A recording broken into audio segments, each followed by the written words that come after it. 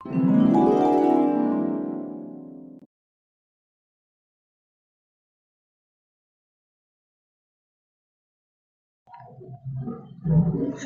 warahmatullahi wabarakatuh. Jumpa lagi sahabat Erjawi bersama kami. Kali ini saya akan bahas tema tanya jawab untuk penyembuhan stroke. Ini persilakan untuk audien yang mau bertanya.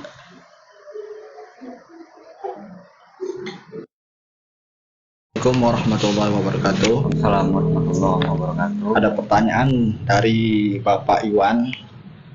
Bapak Iwan bertanya, saya stroke sekarang hampir sembuh, tapi kenapa ya kok tiba-tiba sekarang aku lagi ya? Itu pertanyaannya. Baik, untuk pertanyaan Bapak Iwan ya. Jadi awal mula terkena stroke, tiba-tiba udah mendingan atau dibilang kondisinya mulai membaik, tapi dalam selang waktu yang singkat atau nggak lama kemudian timbul lagi kondisi yang kaku pada bagian tertentu, baik kaki maupun tangan ataupun bagian yang lain. Jadi intinya penyakit stroke itu belum dikatakan sembuh 100%. Jadi kalau kondisi jalannya masih kaku atau udah mendingan itu bukan berarti sembuh. Intinya itu masih dalam kondisi tahap pemulihan.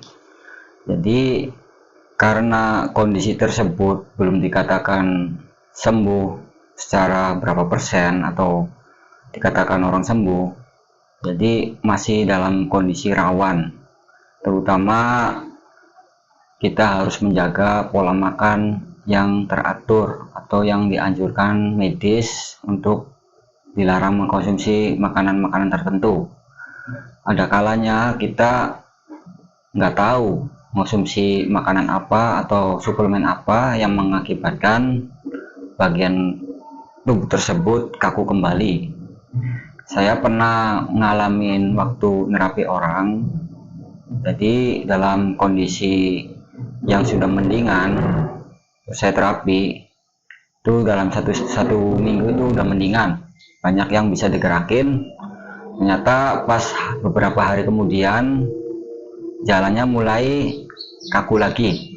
Terus saya tanya, itu ternyata dia konsumsi dari suplemen yang katanya sih untuk suplemen otak.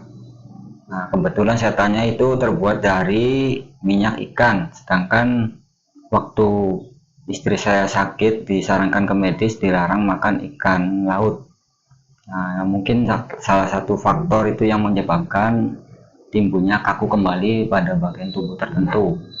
Jadi saya sarankan untuk yang udah banyak pemulihan atau perkembangannya udah bagus, mungkin itu belum dikatakan sembuh benar.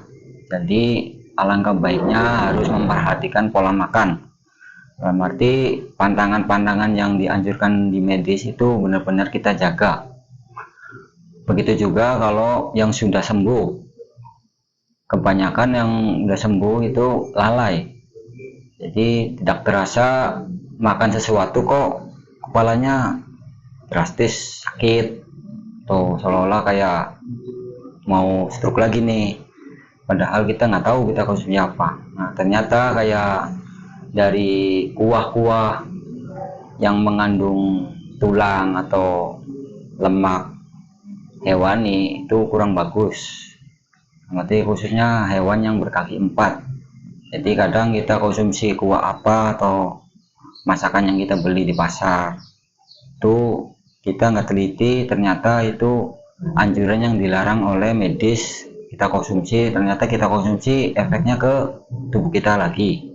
Jadi tubuh kita makin kok kayak awal lagi kaku.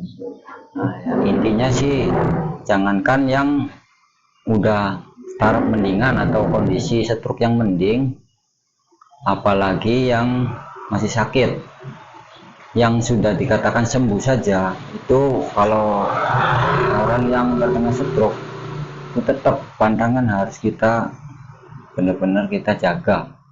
Jadi bukan hanya yang dalam proses pemulihan aja, yang udah sembuh juga itu hampir selamanya kita harus pantang.